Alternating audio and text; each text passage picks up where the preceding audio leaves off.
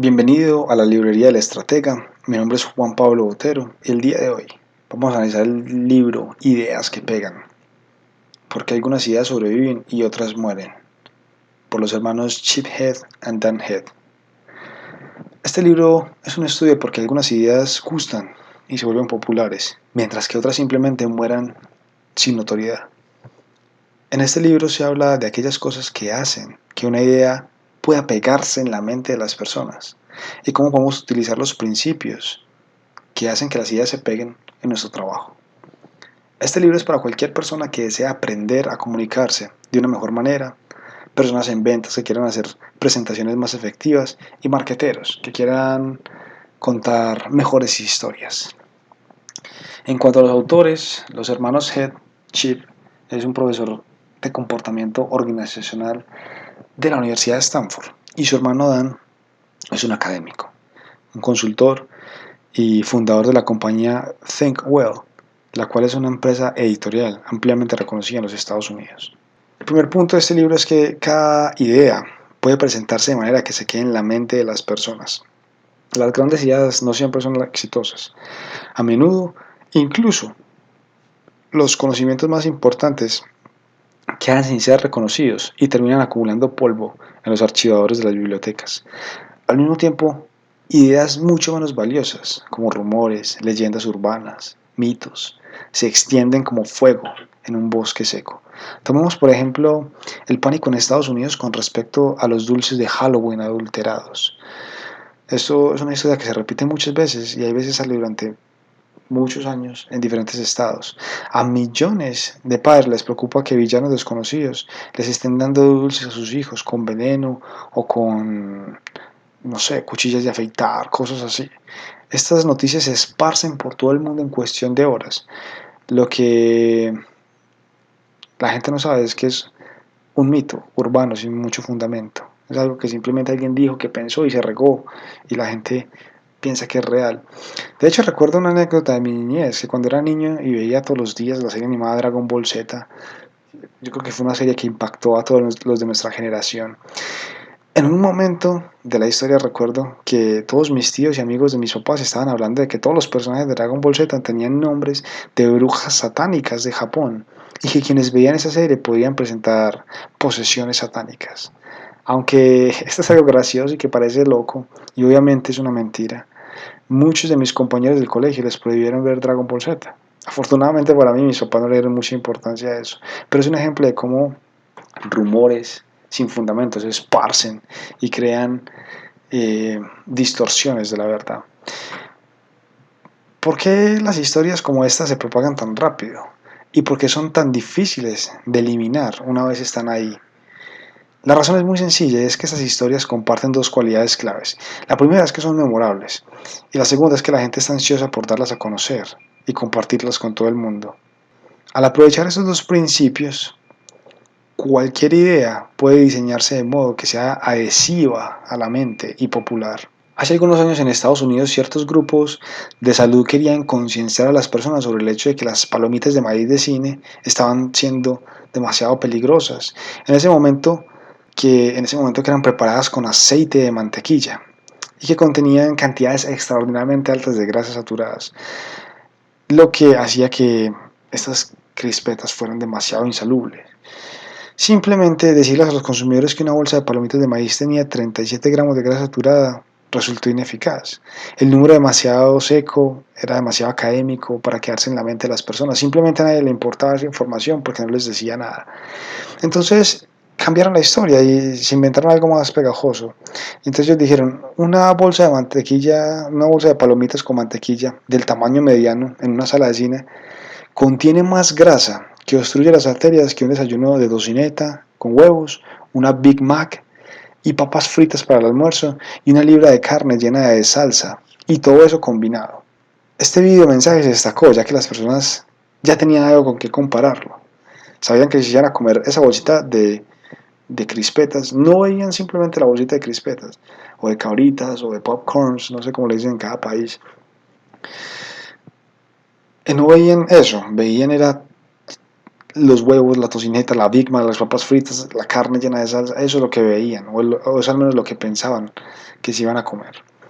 El simple hecho de pensar de que toda esa grasa estuviera junta en una sola bolsa de palomitas asustaba a las personas a comerla, así que esta noticia se extendió y eventualmente llegó a la sustitución de otros aceites más saludables para todas las principales cadenas cinematográficas de Estados Unidos.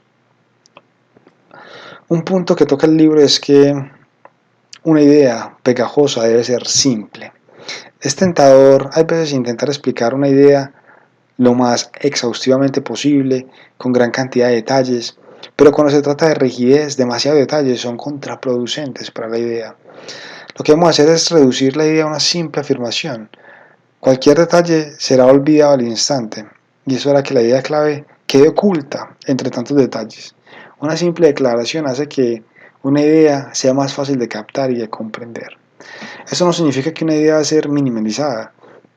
No, eso no quiere decir eso. El arte de simplificar es encapsular la idea central en términos que cualquier persona pueda entender, sin cambiar el significado. Aunque esto puede ser sorprendentemente complicado, crea ideas pegajosas. Por ejemplo, pensemos en Nike, que en su frase Just Do It. Esa frase es pegajosa y transmite gran significado para las personas que lo escuchan. Los periodistas deben dominar esta habilidad para obtener buenos titulares que capten la atención de los lectores y transmitir el significado de un artículo completo en pocas palabras. Los periodistas saben que un titular malo puede evitar que un gran artículo reciba la atención que merece. Otro ejemplo del mundo de los negocios es el lema de Southwest Airlines, y es que ellos dicen que es la aerolínea de los precios bajos. Una declaración pegajosa como esa se mantiene en la mente de las personas, y cuando alguien está pensando en comprar un ticket de avión barato, pensará en Southwest. Explicar más que esto sería complicar la idea principal y el último se olvidaría. Así que Southwest la mantuvo así como sencilla, la aerolínea de los precios bajos. Otro punto que toca el libro es que una idea pegajosa debe ser algo inesperado. Al cerebro le gusta ahorrar energía y esto lo hace al estar en piloto automático siempre que sea posible. Eso significa que permite que la información pase rápidamente por una información desapercibida. Hace que de una manera inconsciente no prestemos atención a las cosas familiares o a las cosas esperadas. Sin embargo, cuando la mente se enfrenta a lo inesperado, el cerebro sacude el piloto automático y pasa al control manual. Lo inesperado recibe toda nuestra atención. Imagine, por ejemplo, que está en un asiento de vuelo y la demostradora de la seguridad, la azafata, empieza a hacer las explicaciones necesarias. Y los viajeros, frecuentemente, nadie le para atención a esas personas. Simplemente es una realidad. Los vemos ahí que muestran y explican la mascarilla de oxígeno, que debemos abrocharnos el cinturón, las señales de luces.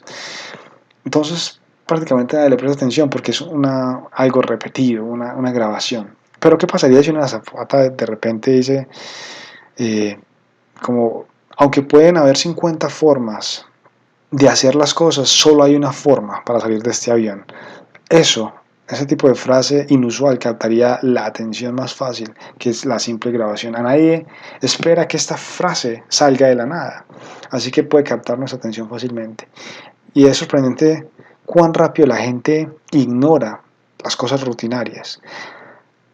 Al presentar una idea de una manera inesperada o llamativa, esa obtiene la atención que se merece. Tengo una experiencia personal con ese tipo de cosas. Recuerdo que en una presentación que tuve que hacer varios años estaba enseñando la forma en la que un vendedor podía conseguir más citas. Como parte de la capacitación saqué un informe de citas que esas personas habían tenido la semana pasada. Proyecté los números y de un momento a otro dije, ya sé por qué esta compañía tiene pocas ventas. Y dejé una pausa. Las personas empezaron a prestar un poco más de atención. Luego continué y les dije, esta compañía tiene pocas ventas porque todos ustedes son ineficientes. Miren sus números. Deberían darles vergüenza hacerse llamar vendedores. La cara de las personas en la reunión cambió totalmente. No había ni una sola persona que no estuviera prestando atención. Inclusive estaban con ganas, algunos con ganas de matarme por sus caras. Al final les dije que era una broma, pero que simplemente lo había hecho porque necesitaba que me prestaran atención. Y les dije, si quieren conseguir más citas, deben hacer lo que acabo de hacer con ustedes. O sea, llamen la atención de las personas con algo inesperado. La curiosidad ayuda a que una idea se pegue. Es uno de los puntos que los hermanos Head tocan en este libro. Los dos principales desafíos al difundir una idea son llamar la atención de la gente y retenerla. Hacer uso de lagunas de curiosidad puede ayudar a superar esos dos obstáculos. Las personas se permiten pasar por la vida cotidianamente en piloto automático porque creen que hasta cierto punto saben prácticamente todo lo que necesitan saber para sobrevivir durante el día. La forma más efectiva de captar la atención de alguien es mostrar que hay algo importante que aún no conoce. Esto inmediatamente lo sacude del piloto automático, creando espacios de curiosidad, espacios vacíos en la comprensión de las personas que se sientan en una necesidad compulsiva de llenar esos vacíos, incluso si anteriormente no estaban interesados en el tema. Las novelas de detectives son un perfecto ejemplo de esto. Utilizando pistas y otras pistas falsas, pueden evitar que el lector adivine quién lo hizo y lo mantienen uno enganchado hasta el final de la historia. La técnica de la curiosidad es tan exitosa que las revistas de chismes de celebridades a menudo las usan varias veces en la página principal, y eso es demostrado que aumenta las ventas de esas revistas. Esto se debe a que la única manera de satisfacer el impulso de llenar ese vacío de curiosidad es leyendo el resto de la historia. Por ejemplo, muchos de los artículos en redes sociales tienen a tener algunos titulares como los 5 alimentos que hacen que quemes grasas mientras duermes. Y ese tipo de títulos hace que la curiosidad aparezca en nosotros, nos tiende a obligar a al menos escanear el artículo para que no nos quedemos con esa curiosidad sin satisfacer. Las brechas de curiosidad solo pueden ser creadas por algo inesperado. Los hechos y las cifras sorprendentes son excelentes para esto y por lo tanto son una forma sólida de abrir un lanzamiento o una presentación exitosa de cualquier idea. Por ejemplo, porque 8 de cada 10 empresas fracasan antes de los primeros 5 años. Inmediatamente la mente se queda pensando y quiere escuchar un poco más sobre la idea principal, o al menos quiere saber por qué pasa eso. Un punto importante dentro del libro es que las ideas fijas son concretas y descriptivas. La gente tiende a expresarse de manera abstracta, hay veces. Cuando sabemos sobre un tema, simplemente no prestamos tanta atención. Eso es una verdad. Y eso se debe principalmente a que a la mayoría de las personas les resulta difícil ponerse a veces en el lugar del oyente. Entonces, cuando alguien está haciendo una presentación, debemos preguntarnos a nosotros mismos cómo le suena a la otra persona lo que yo le estoy diciendo. Aquí hay un experimento clásico que demuestra este efecto. Un sujeto fue instruido para tocar una melodía de una canción determinada, por ejemplo, no sé, pongamos Jingle Bells, en una mesa con los dedos, o sea que tenía que con las manos o con los dedos hacer la melodía de Jingle Bells. Y ponían otro sujeto, otra persona al frente, que iba a escuchar la melodía y tratar de adivinar el nombre de la canción.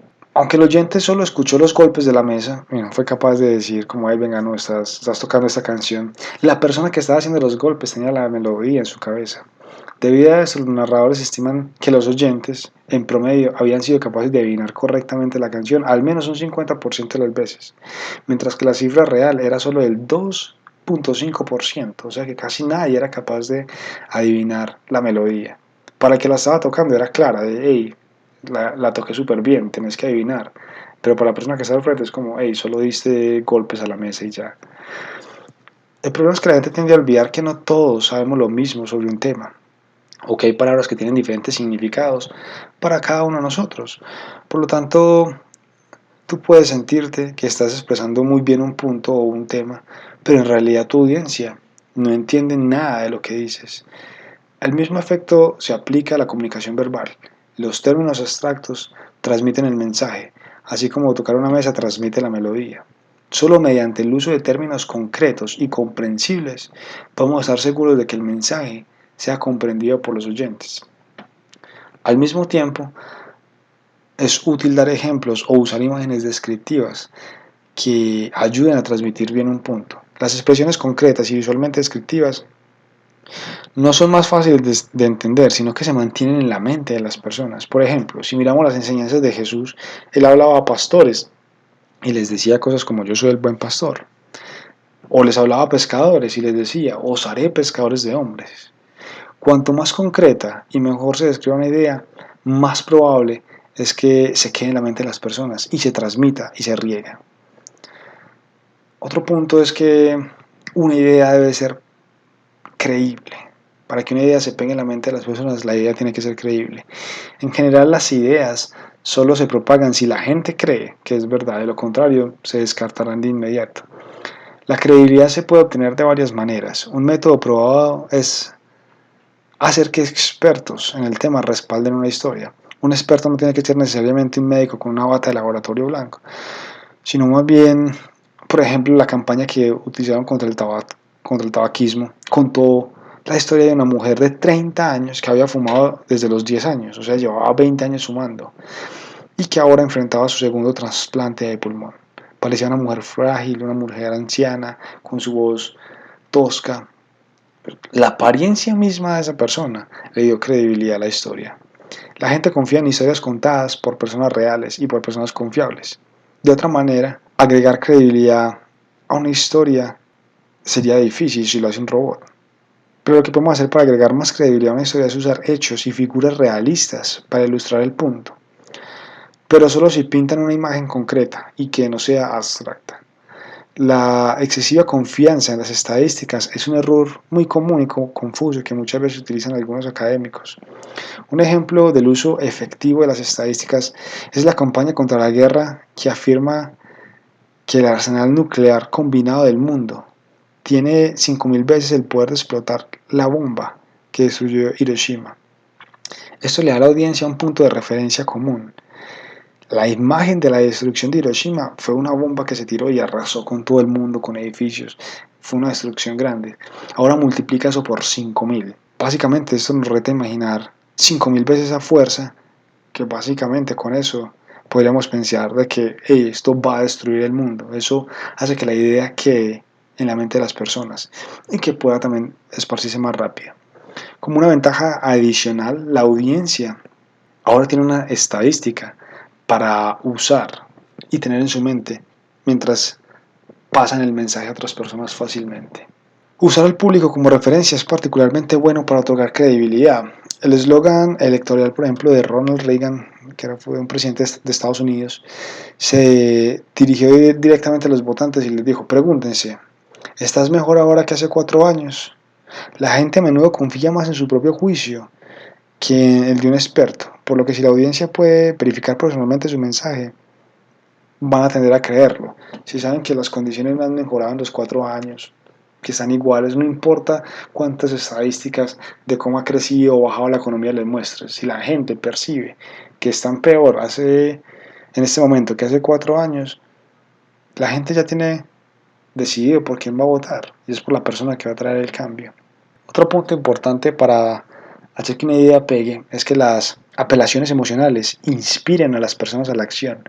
Para hacer que la gente haga donaciones para ayudar a niños hambrientos, existen 2 formas posibles de hacerlo. Una de las formas es presentar los hechos y las cifras que demuestren poderosamente cuántos millones de niños mueren de hambre y cuántos mueren cada día. La otra forma es hacer que tu hijo venga y le digan que tu hijo va a morir de hambre. Esa es una cosa diferente para los papás. De hecho, al día de ayer vi un video que le preguntaban a alguien que cuántas personas eran aceptables que murieran en la calle por, por no tener un hogar. Entonces al principio le dan una cifra, le decían de que aproximadamente 100.000 personas morían, creo que era al año. Entonces le preguntaban al hombre cuántas personas para usted sería aceptable que murieran a la semana. La persona dijo como, pues según esa cifra, más o menos 70. Y lo que hicieron fue que llamaron a 70 personas que salieran como por un corredor y se veían 70 personas, era una cantidad muy grande. Y entre esas 70 personas estaban la familia de ese hombre. Así que le volvieron la pregunta y le dijeron: ¿cuánto piensa usted que es aceptable que haya personas que mueran en la calle? El tipo se quedó pensando, casi que llorando, y dijo: ninguna. Y ahí estuvo listo para hacer una donación para ayudar a los hambrientos en la calle. Así que debemos ser gráficos y personales a la hora de presentar ideas. El primer enfoque básicamente apela a la parte analítica de la mente. Si las estadísticas son creíbles, las consideramos, pero probablemente no vamos a tomar ninguna decisión. Mientras que el segundo enfoque apela directamente a nuestras emociones. Los autores creen que es tan creíble como el primer enfoque, de hecho, mucho más. Después de todo, podemos ver con nuestros propios ojos a un ser humano que claramente está muriendo de hambre.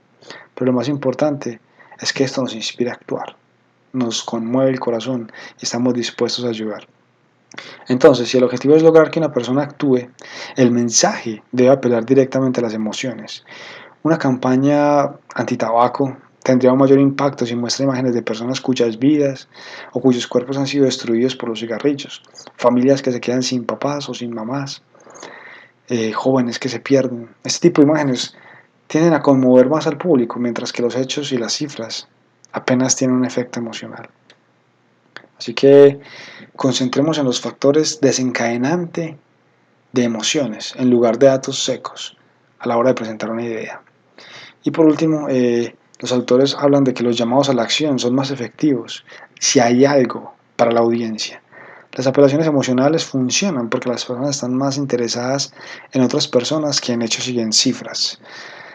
Pero las personas están más interesadas en una persona en particular, la cual es ellos mismos. Antes de salir de la zona de confort para hacer algo, la gente siempre se pregunta, ¿qué hay para mí? Por lo tanto, una apelación sería más exitosa si puede demostrar que de verdad hay algo para la audiencia. Para capitalizar en esto, una empresa que vende televisores no solo debe enumerar las características de su nuevo televisor, sino más bien debería mostrarle a los clientes cómo esas características podrían beneficiarlos personalmente. El cliente necesita poder verse a sí mismo en su mente, sentado en su sofá, en su casa, disfrutando de los beneficios de ese televisor.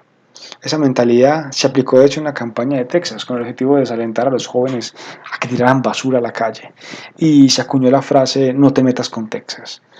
Y esta frase fue leída por celebridades tejanas, por atletas en equipos deportivos de Texas, con lo cual los jóvenes pudieron identificarse y dijeron, hey no, mi ídolo no lo hace, mi héroe no lo hace, mi jugador favorito no lo hace, así que yo tampoco lo hago. El que hay para mí, en este caso, fue que los jóvenes se sintieran conectados con sus modelos a través de su comportamiento. La campaña les hizo pensar a los jóvenes, los verdaderos tejanos, como yo, no dejamos la basura en la calle.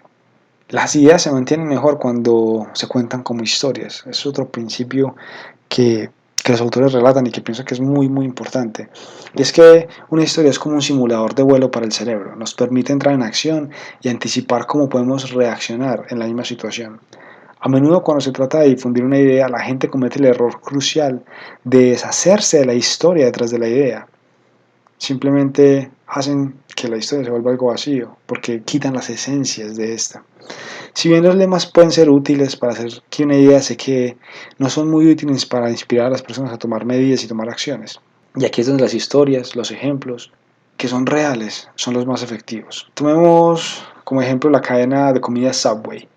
Ellos se beneficiaron enormemente de la historia real de alguien que se llamaba Jared Fogle, y era un hombre que tenía un sobrepeso grande, que logró adelgazar a un peso saludable con una dieta simple de 2 Subways por día. Ningún lema en el mundo puede luchar contra una historia como esa, donde las personas vean que alguien tenía sobrepeso y por 2 Subways al día durante cierto tiempo bajó una gran cantidad de peso. Casi todas las buenas historias siguen uno de los pocos patrones recurrentes. Un ejemplo típico es el desafío en el que, por ejemplo, David derrota a Goliat. Historias de cómo esta inspiran a la gente a tomar medidas, siguiendo el ejemplo de David, de que el que está por abajo puede vencer al grande. Otro patrón común es el que se utiliza del buen samaritano, y es de ayudar a un completo extraño que lo necesite. Ese tipo de historias es particularmente buena para inspirar un mejor comportamiento social. Las historias sobre creatividad, como la manzana que cae de la cabeza de Newton e inspira su teoría de la gravedad, alientan a las personas a ver el mundo desde una nueva perspectiva o pensar de una forma innovadora. Así que el mensaje clave de este libro es que cada idea se puede presentar para que se quede en la mente de las personas. Las historias exitosas, las campañas publicitarias y las ideas que se adhieren generalmente comparten características reconocibles. Recuerda, las ideas que pegan son, primero, son simples, Así que tenemos que concentrarnos en el núcleo de cualquier idea, sin complicarla con detalles. Segundo, son inesperadas, captan la atención de las personas y nos sorprenden. Número 3, son concretas. Así que asegurémonos de captar y recordar una idea como es. Son creíbles, o sea, tienen una fuente de credibilidad y a nuestro juicio es verdad lo que se está diciendo. También son emocionales, ayudan a las personas a ver la importancia de una idea porque la sienten. Y por último, tienen una historia. Y es que una buena idea está respaldada por una historia que también hace que la gente se enganche en ella. Puedes ir mezclando dos o más de esos factores en tu idea y así lograremos un mejor espacio en la mente de las personas. Ese fue el resumen del libro Ideas que Pegan. Si te gustó el resumen, dale like y compártelo con un amigo. Así juntos podemos crear una comunidad de estrategas que se ayuden mutuamente y que puedan crecer en este mundo. Suscríbete al canal para que no te pierdas de ningún resumen y te mantengas al tanto de cada uno de los resúmenes que vamos subiendo, que consideramos que deben ir en la biblioteca de todo estratega.